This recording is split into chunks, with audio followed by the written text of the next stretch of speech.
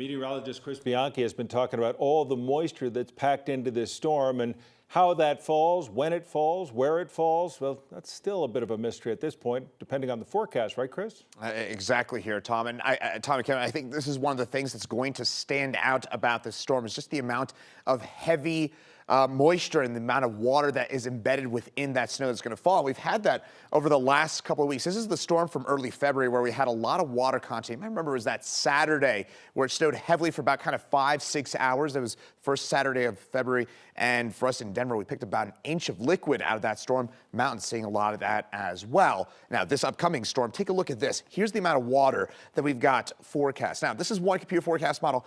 I'll say this is probably a little high, but I think 1.5 to 2 inches worth of liquid. Again, this is rain in snow equivalent. These are not snow amounts. This is just liquid equivalent. About 1.5 to 2 inches worth of water. That is a ton for us here in Denver. Consider this. If we get 1.5 inches worth of water, just 1.5 inches, it's not 2 inches, that would about double what we typically get over the entire month of March. So when we're talking about 1.5 inches, 2 inches worth of water, that is not common for us, even with these big March snowstorms. Yes, March snowstorms are common, but ones with this amount of water, not common for us. And in fact, this continues a trend of what's been a very wet start to 2024 for us with about 1.5 inches, almost 2 inches with precipitation so far this year. A couple things to just kind of keep in mind because of the amount of water content within this.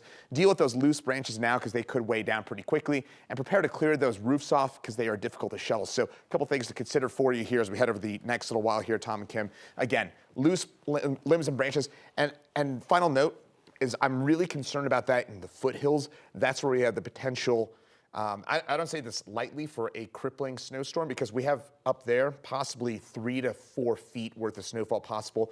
And just because the amount of water within that, I'm concerned about some of that potential. So you're thinking like Evergreen and Conifer and Genesee, those neighborhoods and folks that live up that way? Exactly. I would say 6,000 feet or 6,500 feet or above, where it's all snow. That's where we're probably looking at that highest potential for a damaging snow event with power outages, lots of downed trees. Again, a couple things to just keep in mind. Clear those branches, clear those trees during the storm, clear the snow off your roof. And this is one of those snowstorms where you definitely want to have, if you can, kind of pay the kid next door to shovel that. Elderly people should not be shoveling this kind of snow. All right, viewers oftentimes say that you guys hype up, the meteorologists will hype up storms, and sometimes the forecasts don't match up with what happens. Sometimes things change.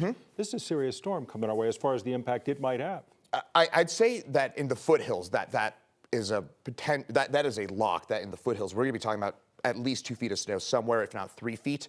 But for Denver, the impact's probably a little lower, but still a big storm ahead for us here in Denver as well. Depending on the rain, snow. Exactly, when transition. it flips over. When it flips over. All right, keep us posted. Thanks as always.